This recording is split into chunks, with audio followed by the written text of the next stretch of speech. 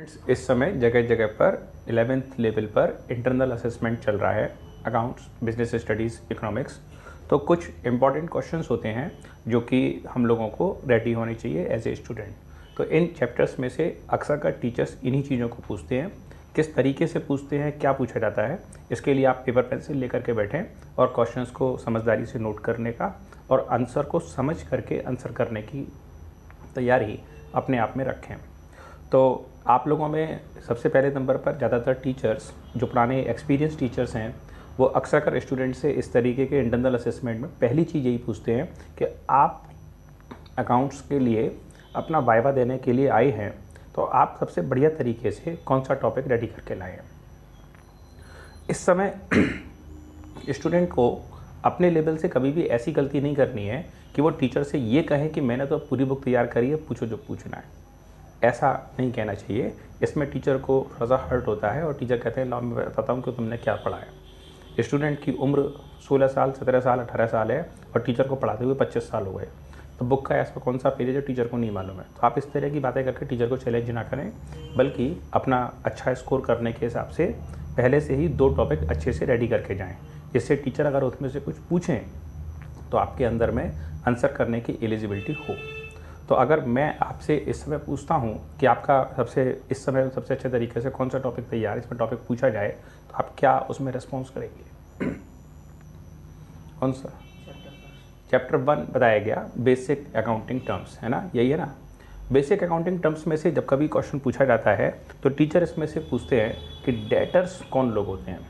ध्यान रखिएगा हमेशा वाइवा में टीचर क्वेश्चन की शुरुआत एक एवरेज क्वेश्चन से करते हैं।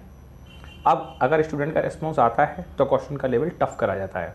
अगर स्टूडेंट का आंसर नहीं आता है तो एवरेज क्वेश्चन का लेवल और डाउन में कर लिया जाता है, हल्का कर दिया जाता है, ताकि स्टूडेंट आंसर करने की एलिजिबिलिटी डिजर्व करे। तो यहाँ पर पहली चीज़ है डेटर्स, देनदार कौन लोग होते हैं। तो आपको आंसर करना होगा the person to whom we purchase we sold goods on credit. ऐसा पर्सन जिसको हमने उधार में सामान बेचा, तो जिसको हमने उधार में सामान बेचा उस पर्सन का नाम डेटर। तो डेटर वो पर्सन है जिसको उधार में सामान बेचा गया है।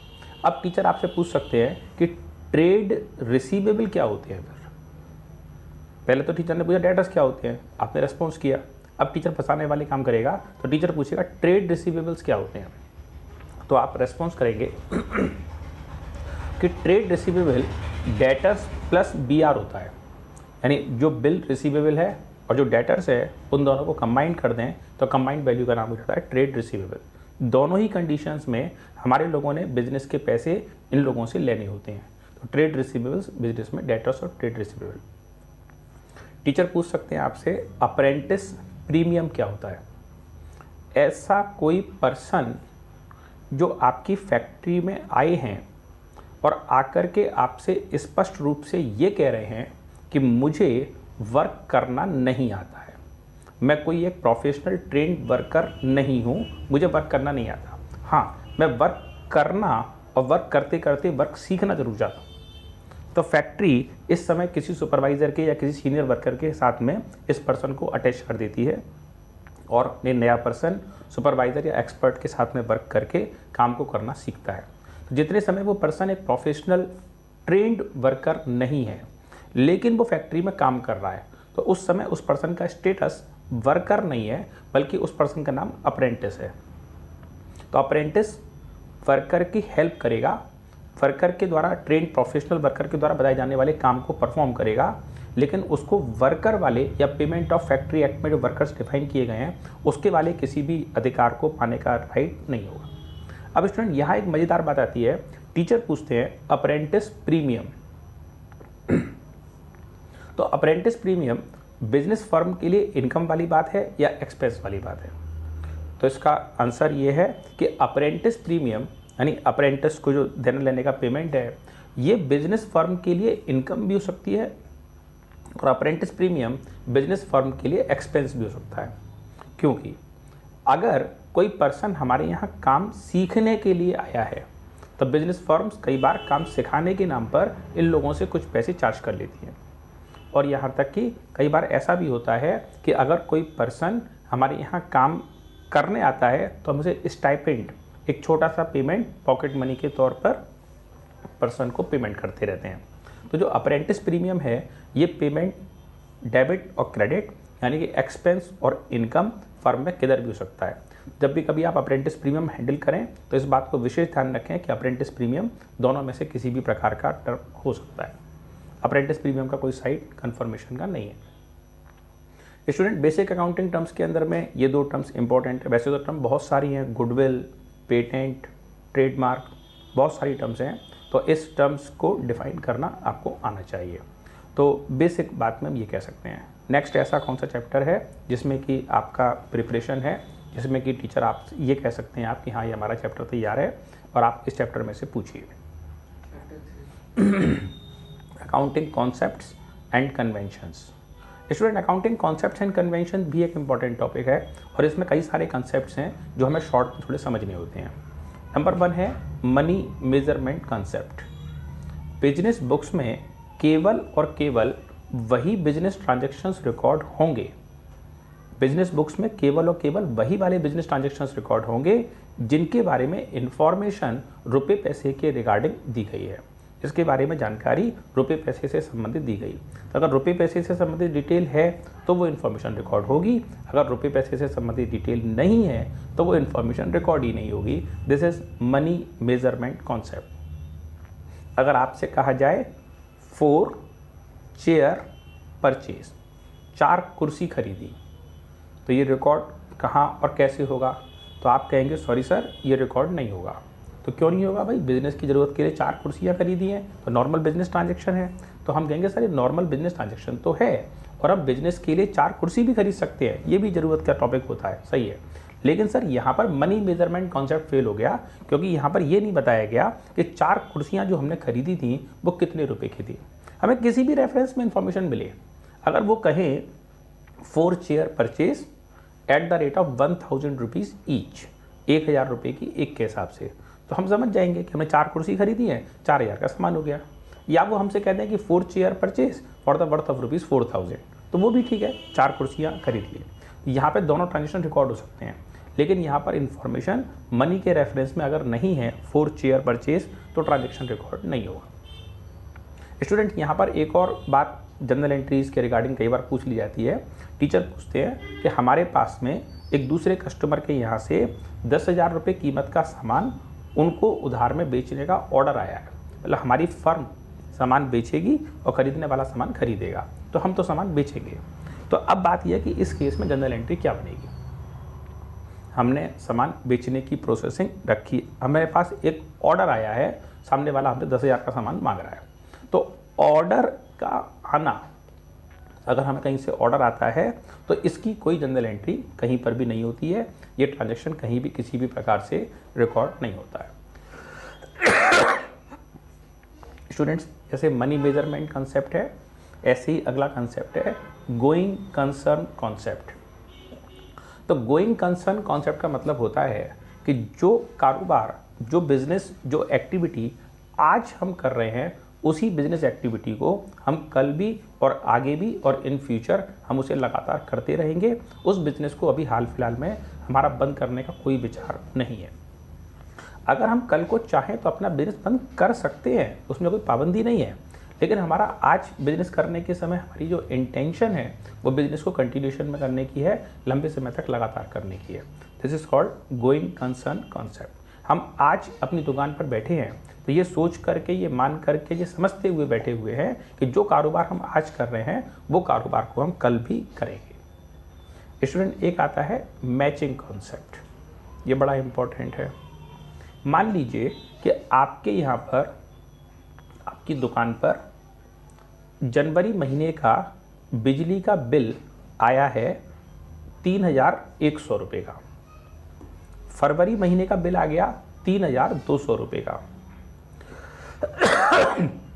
मार्च का बिल आ गया 3,000 रुपये का, अप्रैल का बिल आपका आया 30,000 रुपये का। तो आपने कहा भाई ये क्या हो रहा है, मेरी दुकान का बिल तो 3,100, 3,000, 3,200, एक बार को 3,500 आ जाता तो भी एक जस्टिफाइड फिगर होती, लेकिन अभी बार तो फिगर का बिजली का बिल 30,000 रुपये का आया, 30,000, 10 टाइम्स ज़्यादा। तो इस कंडीशन में हमारे बिजनेस का जो मैचिंग कंसेप्ट है वो फेल हो रहा है, यहाँ पर फिगर्स एक दूसरे से मैच नहीं कर रही हैं। तो अकाउंट्स में इस चीज़ को देखा जाता है कि इन्फॉर्मेशन मैच हो रही है या नहीं हो रही है। नेक्स्ट नंबर पर हमारे पास में इसके अंदर आता है प्रूडेंस कंसेप्ट। इसको कंजर्वेटिज्म भी कहा जाता है, इसको प्रूडेंस भी कहा जाता है। जब कभी भी आपके बिजनेस में कोई प्रकार का लॉस हो जाने वाला है और आपकी जानकारी में आज ये आ चुका है कि आपके बिजनेस में कल को कोई प्रकार का लॉस हो सकता है, तो जिस दिन एज एंड व्हेन जिस सेकंड आपकी समझ में ये वाली बात आई कि आपके बिजनेस को कोई प्रकार का लॉस हो सकता है, तुरंत उसी समय लॉस के रिगार्डिंग प्रिवेंशन, बचाव, सुझाव, फंडिंग, पैसों को उठा करके अलग रखने का काम चालू कर देगी। हम उस काम को रोकेंगे नहीं, हम उस काम में तुरंत एक्टिव हो जाएंगे। इस पूरे सिस्टम का नाम क्या हुआ? इस सिस्टम का नाम है प्रूडेंस कॉन्सेप्ट। यानी कि यहाँ पर अगर हमको कोई प्रकार का लॉस हो जाने वाला है तो लॉस की डेट या लॉस हो जाने का इंतजार नहीं करते रहेंगे, बल्कि आज से ही एक्टिव होकर के उस लॉस से अपने आप को बचाव का, उस लॉस से अपने आप को आगे बढ़ाने का प्रोसेस हम आगे बढ़ाएंगे। This is called prudence concept. तो स्टूडेंट्स में गोइंग कंसर्न कॉन्सेप्ट है, मनी मेजरमेंट कॉन्सेप्ट है, प्रूडेंस कॉन्सेप्ट है, मैचिंग कॉन्सेप्ट है, मैटीरियलिटी कॉन्सेप्ट। जो इन्फॉर्मेशन हमारे लिए वाइटल है, ज़रूरी है, काम की है, बहुत ज़्यादा ज़रूरी है, उस इन्फॉर्मेशन को हम अपने पास रिकॉर्ड करेंगे, और जो इन्फॉर्मेशन हमारे पास कम ज़रूरी है उसको हम एक बार को बाईपास कर सकते हैं या सब हेड और मेजर हेड में ट्रांसफर कर सकते हैं। जैसे मान लीजिए कि हमारे बिजनेस की तरफ से, हमारी तरफ से मान लीजिए कि हमारे बिजनेस ने 4 रजिस्टर, 10 पेन, कंप्यूटर स्टेशनरी, कुछ पेपर रिम्स, कुछ बुक्स, रूलर, स्केल, वाइटनर, हमने 8-10 सामान स्टेशनरी के परचेज किए हैं। अब क्या हुआ कि हम इस सब कुछ को रिकॉर्ड करना चाहते हैं, तो जर्नल एंट्री करने के समय हम जो रिकॉर्डिंग करेंगे वो सीधी एंट्री होगी कि stationery account debit to cash या बैंक। हम वहाँ पर रजिस्टर अकाउंट डेबिट और रूलर अकाउंट डेबिट और वाइटनर अकाउंट डेबिट नहीं करेंगे। तो ये स्टूडेंट ध्यान रखने का टॉपिक है, और वाइवा में इस तरह का क्वेश्चन पूछा जाता है कि ऐसा क्यों होता है। तो ऐसा होने के पीछे जो लॉजिक है, रीज़न है, वो मैटीरियलिटी कंसेप्ट है। जो इन्फॉर्मेशन जिस प्रकार से काम की है उसी अकॉर्डिंग इन्फॉर्मेशन को रखा जाएगा, अदरवाइज वो इन्फॉर्मेशन वहाँ पे नहीं आई। तो ये बेसिक अकाउंटिंग टर्म्स और कंसेप्ट के क्वेश्चंस हैं। इसमें से क्वेश्चन अक्सर कर डिस्कशन में आता है। नेक्स्ट चैप्टर जो आपने रेडी किया हो, जिसमें आपको लगता है कि टीचर आपसे पूछें तो आप रेस्पॉन्स कर सकेंगे। BRS, bank reconciliation statement. Students सामने बैठे हुए स्टूडेंट्स ने कहा है बैंक रिकॉन्सिलेशन स्टेटमेंट, ये बहुत दूर का टॉपिक है। अभी इसके बीच में कई सारे इंपॉर्टेंट टॉपिक्स हैं, उसमें से छोटे छोटे 1-1, 2-2 क्वेश्चन हम कवर करते हुए चलेंगे। टीचर हमसे ये पूछ सकते हैं कि cash book and cash account, इन दो बातों में क्या फ़र्क है? कैश बुक और cash account. Cash book subsidiary to journal है, हमने जर्नल एंट्री नहीं बनाई तो डायरेक्टली हमने कैश के ट्रांजैक्शंस को कैश बुक्स में रिकॉर्ड कर दिया, तो कैश बुक हो गया। जबकि जो कैश अकाउंट है वो लेजर अकाउंट है। आप जर्नल बनाएंगे तो उसके बाद आपको कैश अकाउंट बनाना पड़ेगा, आप सब्सिडरी बनाएंगे तो भी आपको कैश अकाउंट बनाना पड़ेगा। तो cash book, single column cash book, double column cash book, petty column cash book, triple column cash book, बहुत सारे प्रकार की कैश बुक्स होती हैं, लेकिन आपको अपने कंडीशन रिक्वायरमेंट के मुताबिक देखते समझते हुए चलना है। तो कैश बुक एक प्रकार की बुक है जो ट्रांजैक्शंस को रिकॉर्ड करने का काम कर रही है, जबकि जो दूसरी वाली पेटी कॉलम कैश बुक या मल्टीपल कॉलम कैश बुक है, उसे मल्टीपल ब्लॉक्स हैं जो इन्फॉर्मेशन को रिकॉर्ड करने का काम अपने तरीके से आगे और करेंगे। कैश अकाउंट अपने आप में एक लेजर अकाउंट है जो ट्रांजैक्शन को रिकॉर्ड करने का काम करता है। तो कैश बुक अलग है और कैश अकाउंट अलग चीज़ है। जब आप लोग यहाँ पर में ट्रांजैक्शंस को रिकॉर्ड करते हैं तो और बहुत सारे फैक्टर्स को ध्यान में रखना पड़ता है। कई बार टीचर पूछते हैं कि क्या एक बिजनेस में एक समय में एक साथ कैश बुक और कैश अकाउंट दोनों मेंटेन होंगे या एक समय में कोई एक ही मेंटेन होगा। तो अगर कोई एक ईयर है, कोई एक टाइम है, दोनों इन्फॉर्मेशन रिकॉर्ड होंगी। कैश बुक का पर्पज़ अलग है, कैश अकाउंट का पर्पज़ अलग है। अक्सर नेक्स्ट क्वेश्चन टीचर की तरफ से यहाँ पर ये आता है कि आपने जर्नल बना लिया, तो जर्नल के बाद नेक्स्ट वर्किंग सीक्वेंस क्या होगा, आप अकाउंटिंग सिस्टम को पूरा करने के लिए, प्रोसेस को पूरा करने के लिए नेक्स्ट स्टेप क्या करेंगे। तो जर्नल बन गया, जर्नल के बाद क्या बनेगा, लेजर, और लेजर के बाद क्या बनेगा, ट्रायल बैलेंस। तो जर्नल, लेजर, ट्रायल बैलेंस एक सीक्वेंस ऑर्डर है जहाँ पर कि इंफॉर्मेशन को एक के बाद एक रोटेट किया जाता है, एक के बाद एक रखा जाता है। तो जर्नल, लेजर, ट्रायल बैलेंस एक सीक्वेंशियल इन्फॉर्मेशन, जहाँ पर इन्फॉर्मेशन का आने का काम एक सीक्वेंस में, एक सिस्टम में आता जाता है। ठीक है। अब नेक्स्ट नंबर पर हमारे पास में क्वेश्चन का जो टर्म है उसमें जैसे स्टूडेंट ने कहा था बैंक रिकॉन्सिलेशन स्टेटमेंट।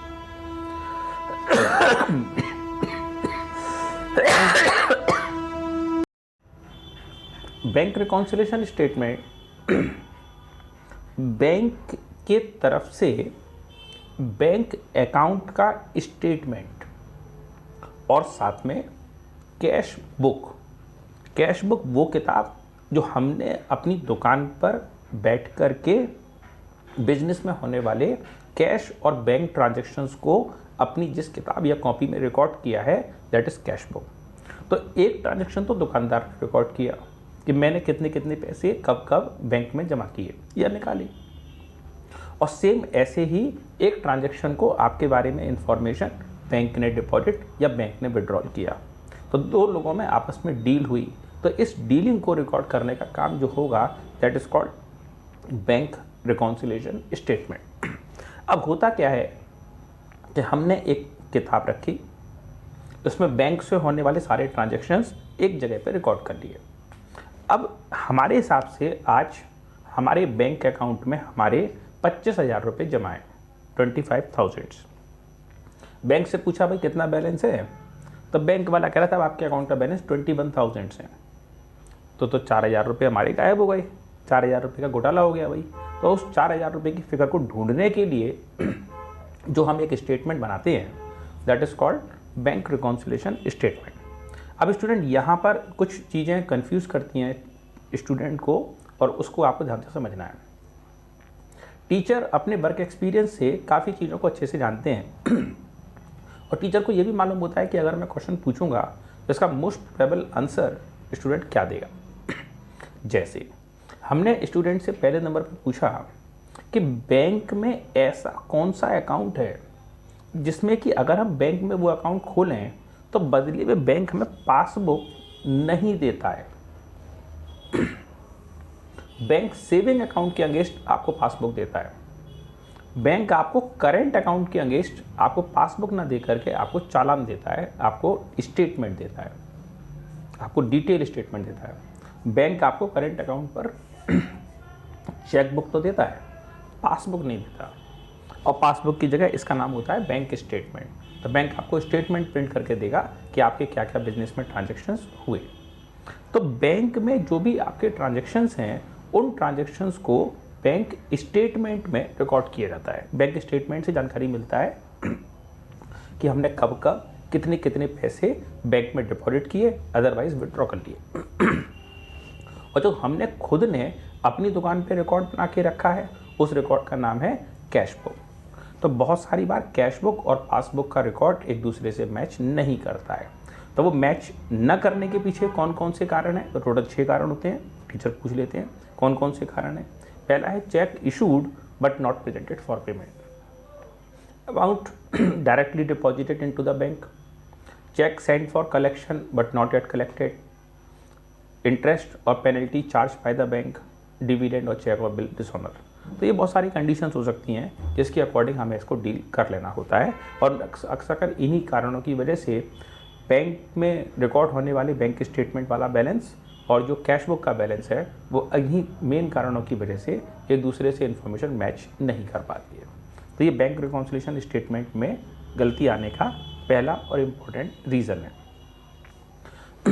अक्सर टीचर पूछते हैं कि बैंक रिकॉन्सिलेशन स्टेटमेंट जो बनता है वो साल में कितनी बार बनता है, तो इसका कोई भी एक फिक्स टाइम नहीं है।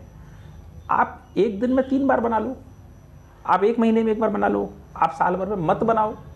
अरे भाई, किसी का बैंक में अकाउंट मैच कर रहा है तो वो काहे को बनाएगा बैंक रिकॉन्सिलिएशन स्टेटमेंट बिना मतलब में। बैंक रिकॉन्सिलिएशन का टाइम से कोई विशेष देना लेना नहीं है। बैंक रिकॉन्सिलिएशन तो उस दिन बनाना पड़ेगा जिस दिन आपके बिजनेस के बुक्स ऑफ अकाउंट के बैलेंस, कैश बुक के बैलेंस बैंक के द्वारा प्रोवाइड की जाने वाले बैंक स्टेटमेंट से मैच नहीं कर रहे हैं, या बैंक स्टेटमेंट पासबुक के तरीके से काम कर रही है, उसका स्टेटमेंट इन्फॉर्मेशन एक दूसरे से मैच नहीं कर रही है, तो उस स्टेटमेंट को मैच करने के लिए जो स्टेटमेंट हम बनाएंगे that is called bank reconciliation statement. तो अब स्टूडेंट्स, हमने ये बैंक रिकॉन्सिलिएशन स्टेटमेंट की बात कर ली। नेक्स्ट हमारे पास टॉपिक जो इंपॉर्टेंट अक्सर स्टूडेंट बताते हैं यह फाइनेंशियल स्टेटमेंट। फाइनेंशियल स्टेटमेंट पर एक क्वेश्चन बहुत ही कॉमन, बहुत ज़्यादा कॉमन है और अक्सर स्टूडेंट्स और टीचर एक दूसरे से शेयर करते हैं, टीचर पूछते हैं। वो कहते हैं कि आपने फाइनेंशियल स्टेटमेंट्स बनाए तो वास्तव में आपने कितने अकाउंट्स बनाए, क्या क्या बनाया। तो स्टूडेंट्स, यहाँ ध्यान देने का टॉपिक है कि जब आप फाइनेंशियल स्टेटमेंट बना रहे हो तो यहाँ फाइनेंशियल स्टेटमेंट दो प्रकार से बनाया जाता है। तो फाइनेंशियल स्टेटमेंट बेसिकली दो पार्ट्स में डिवाइड है। एक है इसके अंदर में इनकम स्टेटमेंट और दूसरा है इसके अंदर में, एक है इनकम स्टेटमेंट और दूसरा है पोजीशन स्टेटमेंट।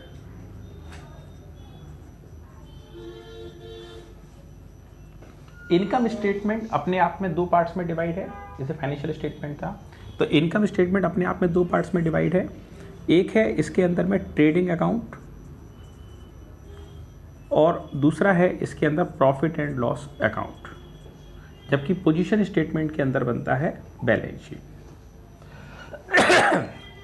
अब यहाँ पर आकर के अक्सर कर टीचर्स पूछा करते हैं कि आपने इनकम स्टेटमेंट बनाया, आपने trading and profit and loss account के लिए ये वाला एक फॉर्मेट आपने ड्रॉ किया। इस फॉर्मेट का नाम है पा पर्टिकुलर अमाउंट पा।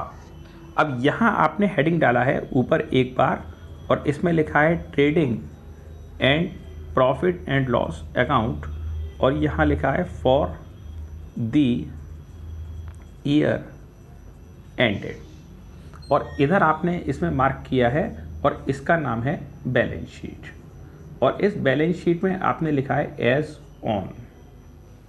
अब यहाँ आपने जो डेट डाली है, सपोज ये डेट 31 मार्च 22 है, तो यहाँ पर भी आपने सेम वही डेट डाली 31 मार्च 22। तो स्टूडेंट, यहाँ पर अक्सर कर टीचर्स एक दूसरे से क्वेश्चंस की डिस्कस रखते हैं कि आपने ये जो स्टेटमेंट बनाया, तो इस स्टेटमेंट को बनाए जाने में, इस डिटेलिंग की वर्किंग करने के समय पर यहाँ पर आपने फॉर द ईयर एंडेड क्यों लिखा और यहाँ आपने एज ऑन क्या लिखा, इसका कारण क्या है। एज ऑन के आगे भी वही डेट डली हुई है जो डेट आपने for the year end date में लिखी है। तो डेट तो आपने एक जैसी लिखी, फिर भी दोनों जगह पर आपने दो अलग अलग बातें लिखी हैं। तो ऐसा होने के पीछे मेन लॉजिक, मेन रीज़न क्या है, ये बात अक्सर कर पूछी जाती है। इसमें for the year end date होने का अर्थ ये है कि ये पूरे 365 डेज़ की इंफॉर्मेशन है, पूरे 365 दिनों की इंफॉर्मेशन है। जबकि जो बैलेंस शीट है वो एज ऑन है, वो पूरे के पूरे ईयर में से केवल एक दिन की डिटेल है, जिस दिन आप आपके बुक्स ऑफ अकाउंट फाइनलाइज कर रहे हो, क्लोज कर रहे हो, बंद कर रहे हो। तो trading and profit and loss account में एक बेसिक फ़र्क है, बड़ा फ़र्क है कि trading and profit and loss account जो बनता है वो फॉर द ईयर एंडेड बनता है, जबकि जो प्रॉफिट एंड लॉस अकाउंट बनता है, profit loss account trading account जो बनता है वो बनता है फॉर द ईयर एंडेड, जबकि जो फर्स्ट वाला है बैलेंस शीट वो बनता है एज ऑन, यानी कि एक पर्टिकुलर डेट पर। यहाँ पूछा जाता है कि क्लोजिंग स्टॉक और ओपनिंग स्टॉक में आपस में क्या रिलेशन है। जो सामान, गुड्स आप आपकी दुकान पर बेचने के लिए लाए, जो गुड्स आप आपकी दुकान पर, शॉप पर, बिजनेस में बेचने के लिए लाए, और आपने गुड्स को बेचने की कोशिश भी बहुत करी, लेकिन वो सामान अल्टीमेटली आपके पास से सेल हो नहीं पाया। वो सामान बहुत कोशिश करने के बाद भी पूरा सामान बिका नहीं। तो जो सामान ईयर के एंड पर बिना बेचा हुआ रुक गया, आपने कोशिश करी फिर भी नहीं बिका, तो वो जो बिना बिका हुआ सामान है, अनसोल्ड गुड्स है, that is called closing stock. तो क्लोजिंग स्टॉक का मतलब होता है unsold goods at the end of accounting year, that is called closing stock. अब बात यह है कि ओपनिंग स्टॉक क्या होता है। तो जो चीज़ 31 मार्च को क्लोजिंग स्टॉक है, वही चीज़ ठीक अगले दिन ओपनिंग स्टॉक है। वो जो क्लोजिंग स्टॉक था वही ओपनिंग स्टॉक। अब यहाँ पर टीचर्स अक्सर कर ये कहते हैं कि आपने कोई सामान था, तो यहाँ कुछ ट्विस्टिंग क्वेश्चंस क्रिएट होते हैं। उन्होंने कहा कि आपने परचेज किया है, सपोज बाय किया है आपने 100 पेंसिल्स, तो आपने 100 पेंसिल परचेज की at the rate of 10 rupees each. तो आपने 10 रुपये की रेट से एक पेंसिल के हिसाब से आपने 100 पेंसिल परचेज की। तो यहाँ जो आपका सामान का परचेज प्राइस बनता है, ये बनता है 1000 रुपये। ये आपने 1000 रुपये वर्थ का सामान परचेज कर लिया। इसमें से आपने 80 पेंसिल शॉप पर से बेचने की कोशिश की और ये 12 रुपीज़ ईच के रेट से आपने मार्केट में पेंसिल बेची और 80 बेची। तो ये तो थी आपके सामान की परचेज वैल्यू और ये हो गई आपके सामान की 960 सेल्स वैल्यू। ठीक है ना। अब बात ये है कि आपके पास क्लोजिंग स्टॉक कितना बचा। अगर हम लोग थोड़ा सिंपल सेंस में समझें तो हम लोग 100 पेंसिल लाए थे और बेचने की कोशिश की, लेकिन पेंसिल बिकी कितनी है 80। तो हम पे क्लोजिंग स्टॉक बचा कितने यूनिट का 20 यूनिट्स का, 20 यूनिट का स्टॉक हम पे बचा है। 20 यूनिट समझ में आ रही है कि नहीं आ रही, 20 यूनिट तो बचेगी। लेकिन अकाउंट्स में चलता है मनी मेजरमेंट कॉन्सेप्ट। तो आप पर 20 पेंसिल बची हैं, इसको आप रिकॉर्ड ही नहीं कर सकते, क्योंकि आपको according to this concept money measurement आपको इन्फॉर्मेशन को रिकॉर्ड तो केवल और केवल मनी के एस्पेक्ट में करना है, क्वांटिटी के एस्पेक्ट में तो करना ही नहीं है। तो आपके पास तो 20 पेंसिल बची है, ये तो क्वांटिटी हुई, मनी की वर्थ थोड़ी हुई। तो आपको इसको मनी के रेफरेंस में काउंट करना पड़ेगा। अब आप देखिए, जो पेंसिलें आपने खरीदी हैं वो 10 रुपये की एक के रेट से खरीदी हैं, जबकि आप खुद इन पेंसिलों को 12 रुपये की रेट से मार्केट में बेच पा रहे हो। तो इन दोनों में कम वाली वैल्यू कौन सी है, इन दोनों में से कम वाली वैल्यू कौन सी है, कॉस्ट वैल्यू या सेलिंग वैल्यू। कॉस्ट, तो हमें इससे कोई देना लेना नहीं कि कॉस्ट वैल्यू कम है, ना हमें इससे मतलब है सेलिंग वैल्यू कौन सी है। हमें मतलब है which ever is low. Prudence accounting concept भी तो चलेगा यहाँ पर। तो विच एवर इज लो, तो दोनों में कम वाली वैल्यू कौन सी है 10 रुपये वाली। तो 20 पेंसिल बची हैं, 10 रुपीज़ का एक बचा है, तो 200 रुपये हमारे पास में क्लोजिंग स्टॉक हो गए। क्लोजिंग स्टॉक की कीमत आ गई हमारे पास 200 रुपये। तो क्लोजिंग स्टॉक का मतलब हुआ कि unsold goods at the end of accounting year, ऐसा सामान जो ईयर के एंड पर हमने बेचने की कोशिश की, लेकिन वो सामान हमारा बिका नहीं। कई बार इस तरह के एग्जांपल्स टीचर्स ड्रॉ कर लेते हैं और फिर वो पूछते हैं कि इसमें आपके हिसाब से क्लोजिंग स्टॉक कितने रुपए कीमत का बचना चाहिए। इसको मैं इरेज कर दूं। एक और क्वेश्चन यहाँ बनता है और बहुत ही टेक्निकल क्वेश्चन है, इस पर आप ध्यान देंगे। यहाँ पर एक क्वेश्चन बनता है कि एक वैल्यू होती है परचेज, यानी वो कीमत जितने रुपए कीमत में आप सामान खरीदते हैं, तो एक तो है परचेज, और एक होती है value cost of goods sold. दो चीज़ें हैं, एक है परचेजेस वैल्यू और एक है cost of goods sold. Teacher पूछते हैं कि कोई भी एक नॉर्मल बिजनेस है तो उसमें परचेज वाली वैल्यू ज़्यादा हुई क्वांटिटी वॉल्यूम में, कीमत में, या फिर कॉस्ट ऑफ गुड्स सोल्ड की वैल्यू ज़्यादा होगी। अब अगर थोड़ा ध्यान से कंसेप्ट को समझा जाए तो परचेज तो वो क्वांटिटी है जो क्वांटिटी करेंट ईयर में आप खरीद करके लाए। जो सामान आप आपके बिजनेस में बाहर से इस वाले ईयर में यहाँ से लेकर के यहाँ तक के समय में, यानी 1 अप्रैल से लेकर के 31 मार्च तक के टाइम में के बीच में जितना भी सामान आप अपने बिजनेस की ज़रूरत के लिए खरीद करके लाए हो, दैट इज़ कॉल्ड परचेज। ये तो वो वाली क्वांटिटी हो गई। अब इस क्वांटिटी को आपने बेचने की भी कोशिश बहुत करी, लेकिन आप इसमें से इतना ही सामान बेच पाए और बाकी का सामान बिना बिके हुए बच गया। तो ये जो सामान बिना बिके हुए बच गया है, ये वाला, that is called closing stock.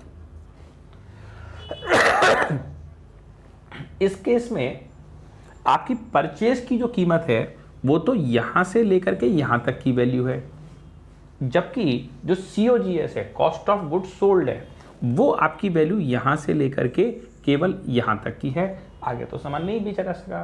तो यहां देखा जाए तो COGS की वैल्यू कम है और परचेज की वैल्यू ज़्यादा। लेकिन जब हम लोग COGS का फॉर्मूला लिखते हैं, कॉस्ट ऑफ गुड्स सोल्ड, तो मतलब निकल करके आता है कि opening stock plus purchase minus closing stock. तो opening stock plus purchase minus COGS करेंगे तो कॉस्ट ऑफ गुड्स सोल्ड निकल करके आएगा, और प्लस इसमें डायरेक्ट एक्सपेंस और ऐड करने पड़ेंगे। तो स्टूडेंट्स, इस बात का कोई पक्का जवाब नहीं है कि क्लोजिंग स्टॉक की कॉस्ट ऑफ गुड्स सोल्ड ज़्यादा होगा या परचेज ज़्यादा होगा। ये क्वेश्चन की डिटेल के ऊपर डिपेंड करता है। अगर टीचर ने ये क्वेश्चन पूछा है तो आपको दोनों तरीके से बात को इलस्ट्रेट करना पड़ेगा कि सर इन दोनों में से कोई सी भी वैल्यू ज़्यादा या कोई सी भी वैल्यू कम हो सकती है। तो कॉस्ट ऑफ गुड्स सोल्ड और परचेज दो अलग अलग कीमतें हैं और दोनों वैल्यूज़ को अलग अलग तरीके से हैंडल करना जरूरी है। तो कॉस्ट ऑफ गुड्स सोल्ड और परचेज की वैल्यू में हमने एक क्वेश्चन समझा कि इस पर किस तरीके से क्वेश्चन की डिटेल आती है। अप्रेंटिस प्रीमियम डिस्कस हुआ।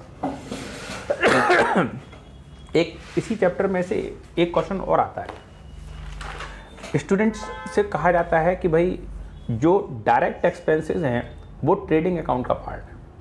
अगर बिजनेस में कोई डायरेक्ट एक्सपेंस होगा तो वो ट्रेडिंग अकाउंट के अंदर में रिकॉर्ड होगा, और जितने भी इनडायरेक्ट एक्सपेंसेस होंगे वो सबरे की सबरे पार्ट होंगे प्रॉफिट एंड लॉस अकाउंट के। Direct expense is the part of trading account और indirect expense is the part of profit and loss account. तो डायरेक्ट वेजेस, ये कौन सी प्रकार की वेजेस है, इसका एग्जाम्पल करिए, और इनडायरेक्ट वेजेस कौन सी प्रकार की वेजेस है, इसका एग्जाम्पल करिए। अगर आपने प्रोडक्शन प्रोसेस में, मान लीजिए आपको ये तरीके का पेन बनाना है, अब इस पेन को बनाए जाने के प्रोसेस में आपने एक तो इसमें प्लास्टिक, इंक और कुछ रबर कुशन्स आपने इसमें लगाए हैं, तो वो सारी की सारी चीज़ें मटेरियल कॉस्ट है। लेकिन इस काम को करने के लिए आपने एक लेबर भी तो लगाई, तो वो लेबर पर्सन सारा सामान को अरेंज करेगा, टेक्निकल स्किल से उसको असेंबल करेगा, जोड़ेगा, बनाएगा, मैन्युफैक्चर करेगा, पैकिंग करेगा, डायरेक्ट। लेकिन इस सामान को मंगाने में, इस सामान को सेल करने में जो आपको खर्चा करना पड़ गया, that is called indirect wages. तो डायरेक्ट वेजेस और इनडायरेक्ट वेजेस दो अलग अलग कंसेप्ट्स हैं, और इन कंसेप्ट्स में कंसेप्चुअल क्लियरिटी का होना बहुत ज़्यादा जरूरी है कि कंसेप्ट किस प्रकार से रन और वर्क कर रहे हैं। तो अभी तक हमने जो स्टूडेंट्स जो असेसमेंट चल रहा है, इंटरनल असेसमेंट 11th स्टैंडर्ड पर, उसमें कई सारी चीज़ें डिस्कस की। हमने एक डिस्कस किया बेसिक अकाउंटिंग टर्म्स, हमने डिस्कस किया अकाउंटिंग कॉन्सेप्ट्स एंड कन्वेंशंस, हमने डिस्कस किया बैंक रिकॉन्सिलेशन स्टेटमेंट, हमने डिस्कस किया इसके अंदर में फाइनेंशियल स्टेटमेंट। जर्नल एंट्री पर एक बड़ा मज़ेदार क्वेश्चन आता है स्टूडेंट, और अक्सर कर मैं देख रहा हूँ बड़ा ट्रेंड में है ये क्वेश्चन, टीचर्स भी पूछते हैं, स्टूडेंट भी उस पर रेस्पॉन्स करते हैं। थोड़ा टेक्निकल और ट्रिकी क्वेश्चन है, तो इस पर आपको एक एक करके ध्यान देना चाहिए। टीचर ने स्टूडेंट से पूछा है कि भाई बिजनेस स्टार्टेड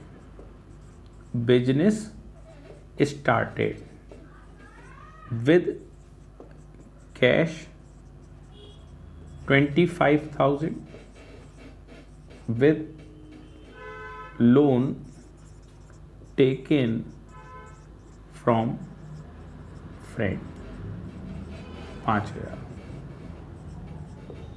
अब क्वेश्चन में लिखा है बिजनेस स्टार्टेड, बिजनेस शुरुआत कर दिया गया, विथ कैश 25,000 25,000 अपने लगाए, और with loan taken from friend, और उस फ्रेंड से हमने लोन ले लिया और 5,000 उनके भी लगा दिए, और सब कुल मिला करके बिजनेस करते थे, बिजनेस स्टार्ट कर दिया। जनरल एंट्री क्या बनेगी? तो एक्स्ट्रा कर यहाँ स्टूडेंट गड़बड़ हो जाती है। यहाँ करेक्ट जनरल एंट्री बनती है और उसमें होता है कैश अकाउंट डेबिट। तो बिजनेस के पास जो टोटल कैश आ रहा है वो आ रहा है 30,000।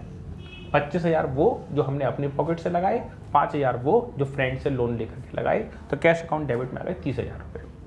अब इसमें आएगा टू कैपिटल अकाउंट, तो बिजनेस में जो हमने कैपिटल इन्वेस्ट करी है वो हमने लगाई है 25,000 रुपये।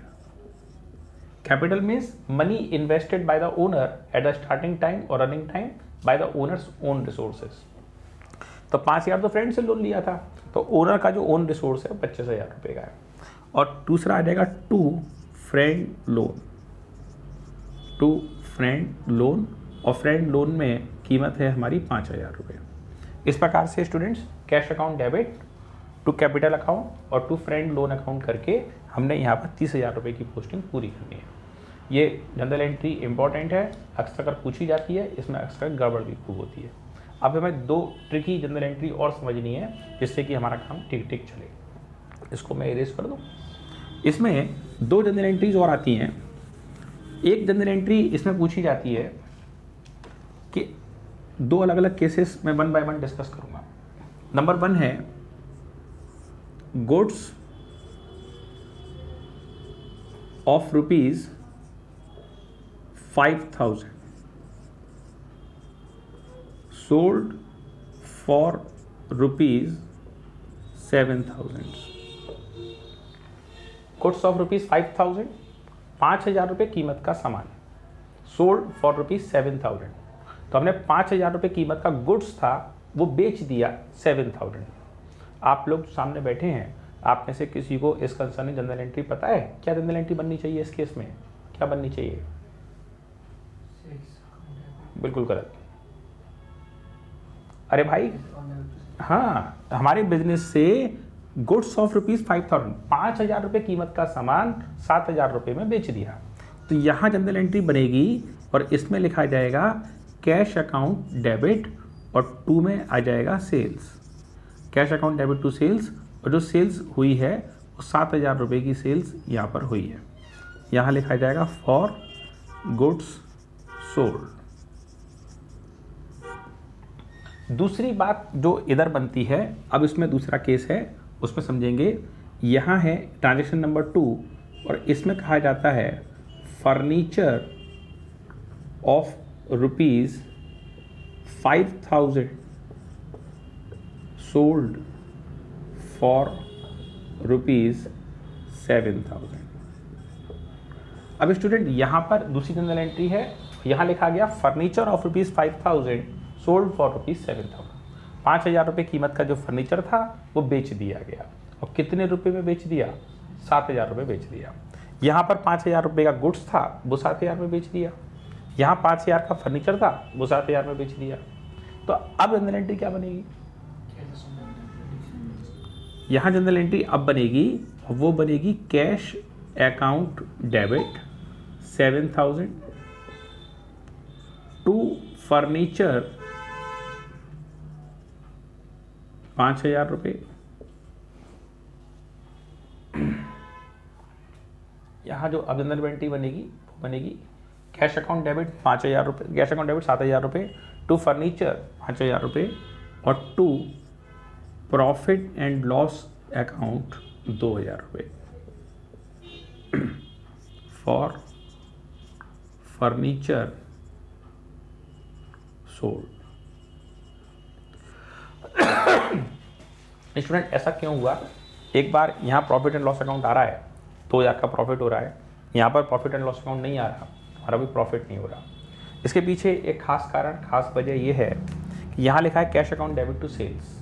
हमारी तरफ से 7,000 कीमत का सामान बेचा गया, सेल्स हुई है। यहाँ पर हमारी तरफ से बिक्री हुई है। गुड्स बेचने में अगर कभी प्रॉफिट या लॉस होगा, आप गुड्स बेचोगे, प्रॉफिट होगा या लॉस होगा, तो वो कभी प्रॉफिट लॉस के नाम से रिकॉर्ड नहीं होगा, डायरेक्ट पोस्टिंग होगी अगेंस्ट गुड्स।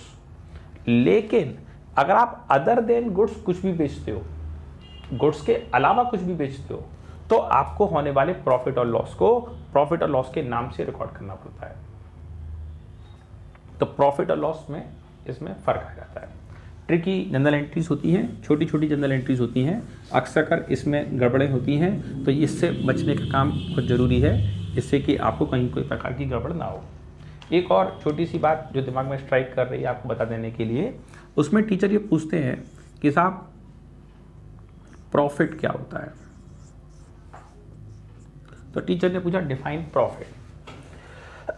आपने कहा था प्रॉफिट तो बहुत आसान है।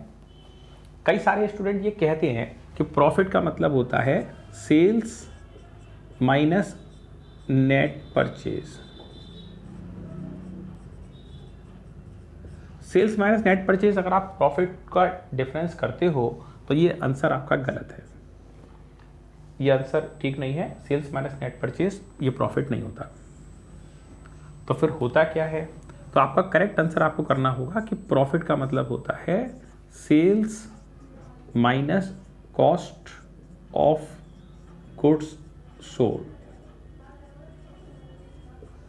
सेलिंग प्राइस में से कॉस्ट ऑफ गुड्स सोल्ड की वैल्यू माइनस करो तो डिफरेंस निकल करके आ जाएगा, दैट इज कॉल्ड प्रॉफिट। तो अब टीचर ने आपसे पहले नंबर पर पूछा डिफाइन प्रॉफिट, तो अक्सर स्टूडेंट ये वाला जवाब देते हैं सेल्स माइनस नेट परचेज, तो वो गड़बड़ हो जाती है। करेक्ट आंसर आ गया सेल्स माइनस COGS। ठीक है, गुड। अब टीचर ने पूछा कि प्रॉफिट तो हो गया, अब ये बताओ गेन किसे कहते हैं? मिलती जुलती सी टर्म है लेकिन अलग नाम है तो वो अलग कुछ काम भी जरूर होगा। अब गेन क्या है? ये जो कॉस्ट ऑफ गुड्स सोल्ड और सेल्स की बात चल रही थी ये अगेंस्ट गुड्स की चल रही थी। गुड्स बेचने के बदले से जो प्रॉफिट होगा, लॉस होगा, दैट इज कॉल्ड प्रॉफिट या लॉस, जैसा भी केस है। लेकिन गेन का मतलब होगा surplus received other than goods sold. Surplus receive other than goods sold, हमने गुड्स के अलावा कुछ बेच दिया। अभी 1 सेकंड पहले की जनरल एंट्री फर्नीचर बेचा था यहाँ पर, तो फर्नीचर बेचा है तो वो हमारा गुड्स थोड़ी है, तो उस पर जो निकल करके आएगा that will be called gain. लेकिन अगर आप प्रॉफिट बेचोगे, गुड्स बेचोगे तो इसमें आएगा। अब टीचर ने कहा था प्रॉफिट हो गया और गेन हो गया, अब बताओ इनकम किसे कहते हैं? अब ये और झंझट का काम हो गया। तो इनकम का मतलब है इनकम, इनकम जो कुछ आ रहा है, इनकम। इसका मतलब है प्रॉफिट प्लस गेन। तो प्रॉफिट और गेन सब कुछ मिला लो, वो सब कुछ का नाम क्या बन जाएगा? इनकम। आपको कोई रेंट का रिसीविंग हुआ है, आपको कुछ कमीशन रिसीव हुआ है, आपको कोई ऑपरेटिंग प्रॉफिट हुआ है, आपको कोई गेन हुआ है, जो कुछ भी आपके पास रिसीविंग है वो सारे पैसे यहाँ आ जाएंगे, दैट इज कॉल्ड इनकम। तो स्टूडेंट्स कई सारे कंसेप्ट्स होते हैं जो अलग अलग टाइमिंग्स पे टीचर की तरफ से पूछे जाते हैं। अब यहाँ पर एक टर्म लास्ट जो अभी के सिलेबस के अकॉर्डिंग है उसमें एक और कंसेप्ट रहता है, और उसमें बल्कि 2 रहते हैं खास तौर पर। एक तो टीचर पूछते हैं कि कैपिटल एक्सपेंडिचर क्या है और रेवेन्यू एक्सपेंडिचर क्या है। एक तो टीचर पूछते हैं कैपिटल एक्सपेंस और सेकंड नंबर पर रेवेन्यू एक्सपेंस। अब स्टूडेंट अगर आपने कोई खर्चा छोटे समय के लिए किया है, आज आपने कोई सामान पर पैसा खर्चा किया है और किए जाने वाले खर्चे का बेनिफिट कुछ समय, थोड़े ही समय मिलेगा, लंबे समय तक बेनिफिट नहीं मिलेगा। आपने आज एक आइसक्रीम खरीदी और खा ली, तो आपको उस खरीदे जाने वाली आइसक्रीम का लाभ 2-4 साल तक नहीं मिलेगा, वो तो 10-5 में खत्म हो जाएगा। ये जो खर्चा है ये प्रकार का रेवेन्यू एक्सपेंडिचर है। ऐसा खर्चा में थोड़े से पैसे खर्च हो रहे हैं और थोड़े ही समय का बेनिफिट आपको मिलेगा, लंबे समय तक बेनिफिट नहीं मिलेगा। 1 साल के अंदर अंदर उस सामान की यूटिलिटी वैल्यू खत्म हो जाएगी, that is called revenue expenditure. अब मैंने ये पेन खरीदा, ऐसा थोड़ी है 10-5 साल चलेगा, जितने समय चलेगा चलेगा, थोड़े समय बंद हो जाएगा। इस प्रकार के खर्चे का नाम क्या हो जाएगा? Revenue expenditure. कैपिटल एक्सपेंडिचर वो खर्चे होते हैं जहां पर कि आप लोग जो पैसा खर्च करते हैं वो एक बार में भारी भरकम अमाउंट खर्च करते हैं, और चूंकि पैसा बड़ा भारी खर्च होता है तो किए जाने वाले खर्चे का बेनिफिट भी लंबे समय तक हमें मिलता रहता है। तो अगर हमने आज कुछ खर्चा किया और लंबे समय तक हमें आगे के टाइम पर हमें इंपॉर्टेंट बेनिफिट मिलेगा, that is called revenue capital expenditure. हमने बिल्डिंग खरीदा, हमने मशीनरी खरीदा, हमने प्लांट खरीदा, कैसा खर्चा हुआ? Capital expenditure. और हमने जो है एक पेन खरीद लिया, हमने इंटरनेट का बिल पेमेंट कर दिया, हमने सर्वेंट को सैलरी पेमेंट कर दी, तो ये रेवेन्यू एक्सपेंडिचर हैं। आप आज इस महीने ये खर्चे कर रहे हैं, अगले महीने फिर करेंगे, और उसके अगले महीने फिर करेंगे, और आगे और करते रहेंगे। तो ये सारे प्रकार के खर्चे लगातार हो जाते रहेंगे, इसलिए इन खर्चों का नाम हो जाएगा हमारे यहाँ पर रेवेन्यू एक्सपेंडिचर। तो दो प्रकार के खर्चे हैं, एक कैपिटल एक्सपेंडिचर और एक रेवेन्यू एक्सपेंडिचर। स्टूडेंट यहाँ से आगे एक टर्म आती है that is called accounting adjustments. तो ये एडजस्टमेंट्स क्या होती हैं?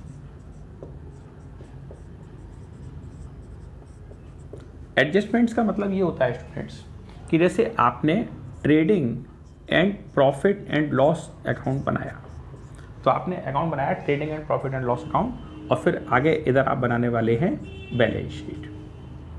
तो हम जब trading and profit loss account बनाते हैं तो ऊपर लिखते हैं फॉर द ईयर एंडेड, इस वाले ईयर के लिए, यानी ये जो ईयर है जो स्टार्ट हुआ है 1 अप्रैल को और जाकर के एंड होगा 31 मार्च को। तो इस वाले 12 महीने की जो डिटेल है वो ट्रेडिंग प्रॉफिट लॉस के नाम से लिखी जाती है। ये अकाउंट को बनाने के समय इसका जो इंफॉर्मेशन सोर्स है, जानकारी है, जहाँ से ये इंफॉर्मेशन आपके पास आ रही है, वो इंफॉर्मेशन सोर्स का नाम है आपके पास में, और उसका नाम है ट्रायल बैलेंस। बहुत बार ऐसा होता है कि ट्रायल बैलेंस के अंदर जो इंफॉर्मेशन आपको मिली है, लिख करके दी गई है, वो इंफॉर्मेशन खुद अपने आप में 1 साल से कम समय की है या वो इंफॉर्मेशन 1 साल से ज़्यादा समय की है। जबकि हमने ट्रेडिंग प्रॉफिट लॉस अकाउंट बनाने में क्या लिखा है? फॉर द ईयर एंडेड, यानी यहाँ इंफॉर्मेशन स्ट्रिक्टली कितने समय की दी है? 1 साल की। जबकि यहाँ जो इंफॉर्मेशन है वो कितने समय की है? या तो 1 साल से कम समय की या 1 साल से ज़्यादा समय की। तो अब ये दोनों बातें एक दूसरे को मैच नहीं कर रही हैं। तो इन दोनों इन्फॉर्मेशन को सेटल डाउन करने के लिए हम लोग एक एडजस्टमेंट अकाउंट बनाते हैं that is called accounting adjustments. समझ में आया?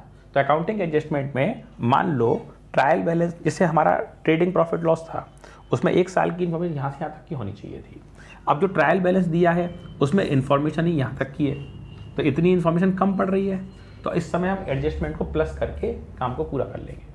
और ऐसा हो सकता है कि हमको इन्फॉर्मेशन जो मिली है वो और आगे तक की दे दी है, इस केस में एडजस्ट करने के लिए इसको माइनस कर देंगे तो एडजस्टमेंट हमारी कम हो जाएगी। हमको एडजस्टमेंट करने का मतलब ये है कि हमको जो ट्रेडिंग प्रॉफिट लॉस में इन्फॉर्मेशन प्लेस करनी है वो हर हालत में 1 ईयर की ही करनी है, ना कम ना ज़्यादा। तो जो इन्फॉर्मेशन अगर ज़्यादा समय की है तो कट करके छोटा करके सही कर देंगे, और अगर वो कम समय की है तो प्लस करके बड़ा कर देंगे। स्टूडेंट्स, क्वेश्चन अनलिमिटेड हैं और टीचर्स का अपना अपना विज़न है, फिर भी इन चैप्टर्स में ये जानकारियाँ जो आपसे आज डिस्कस यहाँ हुआ है ये एक्स्ट्रा ऑर्डिनरी इंपॉर्टेंट है। और न सिर्फ ये जो है 11th के इंटरनल असेसमेंट के लिए या वाइवा के लिए, बल्कि 11th के फाइनल एग्जाम्स के लिए, इवन जो कॉम्पिटिटिव एग्जाम्स के जो कैंडिडेट हैं, एस्पिरेंट्स हैं, इन सारे कैंडिडेट्स के लिए भी ये बहुत ज़रूरी है कि आपको इन बेसिक टर्म्स का जानकारी होना चाहिए। जितना भी टफ कॉम्पिटिटिव लेवल के एग्जाम्स होते हैं उसमें कोई बहुत बड़ा क्वेश्चन नहीं आता है, बेसिक्स में से ही क्वेश्चन डिस्कस होते हैं। तो उसके लिए ज़रूरी है कि आप प्रैक्टिस में हों और आपको ये जानकारी आनी चाहिए। तो please do good practice, like and subscribe the channel so that other may also be benefit. Please share as maximum as you can.